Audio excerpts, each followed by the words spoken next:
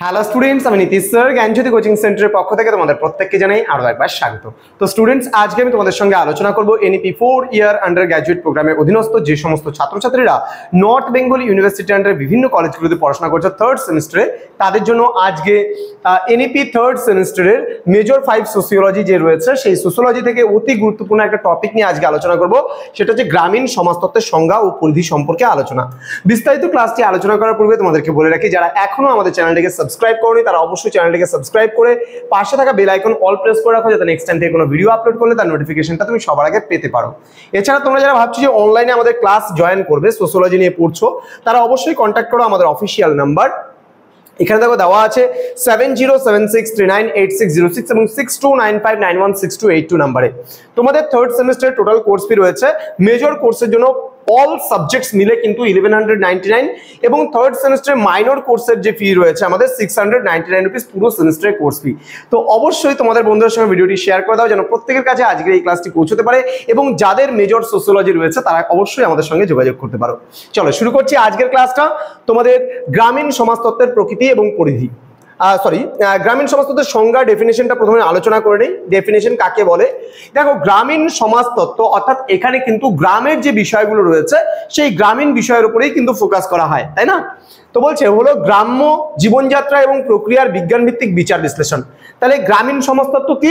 গ্রামীণ সমাজতত্ত্ব হলো গ্রাম্য জীবনযাপন বা গ্রাম্য জীবনযাত্রা যে রয়েছে এবং তার প্রক্রিয়ার বিজ্ঞান ভিত্তিক বিচার বিশ্লেষণ। বলা যায় যে গ্রামীণ জীবনের পুঙ্খানুপুঙ্খ বিচার বিশ্লেষণই হলো গ্রামীণ সমাজতত্ত্বের মূল উদ্দেশ্য। এ আর দেশাই, যে বিশিষ্ট সমাজতত্ত্ববিদ এ আর দেশাই আছে, তার মতে কিন্তু গ্রামীণ সমাজতত্ত্ব হলো গ্রামীণ সমাজের বিজ্ঞান, মূলত গ্রামীণ সমাজের উন্নয়নের নিয়ম সংক্রান্ত বিজ্ঞান।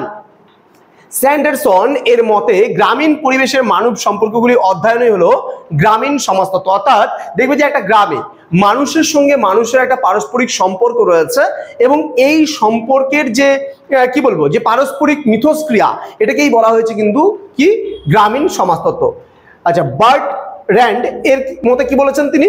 গ্রামীণ জনগণ, গ্রামীণ সামাজিক সংগঠন এবং গ্রামীণ সমাজের যে সামাজিক প্রক্রিয়াগুলো রয়েছে তার তুলনামূলক অধ্যয়নই হলো কিন্তু গ্রামীণ সমাজ মানে সমাজতত্ত্ব। তাহলে তুলনামূলক অধ্যয়নকে এখানে বলা হয়েছে গ্রামীণ সমাজতত্ত্ব। এবার বলা যায় যে গ্রামীণ সমাজতত্ত্ব হলো সমাজতত্ত্বই এমন এক শাখা যা গ্রামীণ জীবন, গ্রামীণ সামাজিক সম্পর্ক, গ্রামীণ সমাজ কাঠামো, সামাজিক সংগঠন সমূহ, অর্থ সামাজিক ও রাজনৈতিক প্রতিষ্ঠান সমূহ, গ্রামীণ সংস্কৃতি, গ্রামীণ সমস্যা, গ্রামীণ উন্নয়ন প্রভৃতি বিষয় নিয়ে কিন্তু গভীর অধ্যয়ন করে থাকে। ঠিক আছে, ওকে।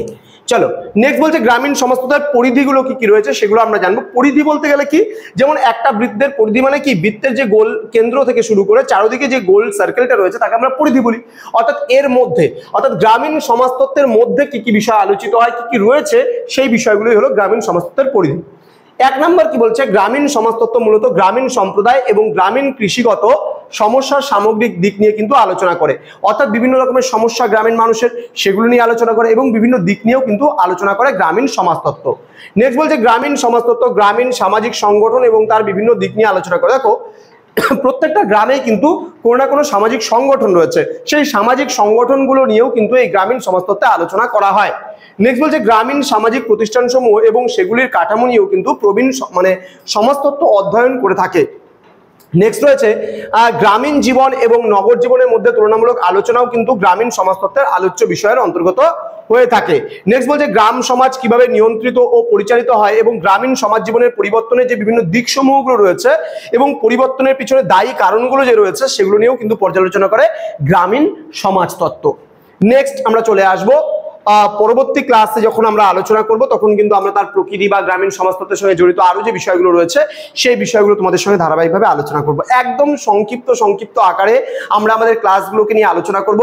তো স্টুডেন্টস, তোমরা যারা এখনো আমাদের চ্যানেলটিকে সাবস্ক্রাইব করোনি তারা অবশ্যই চ্যানেলটিকে সাবস্ক্রাইব করে পাশে থাকা বেল আইকন অল প্রেস করে রাখো, যাতে নেক্সট টাইম থেকে কোনো ভিডিও আপলোড করলে তার নোটিফিকেশনগুলো তুমি সবার আগে পেতে পারো।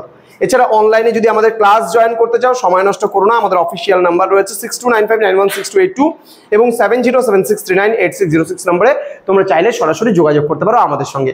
দেখা হচ্ছে খুব তাড়াতাড়ি আরো একটা নতুন ভিডিও নিয়ে তোমাদের সঙ্গে। তোমরা প্রত্যেকেই ভালো থেকো, সুস্থ থেকো। Thank you so much, thanks for watching after all. Thank you.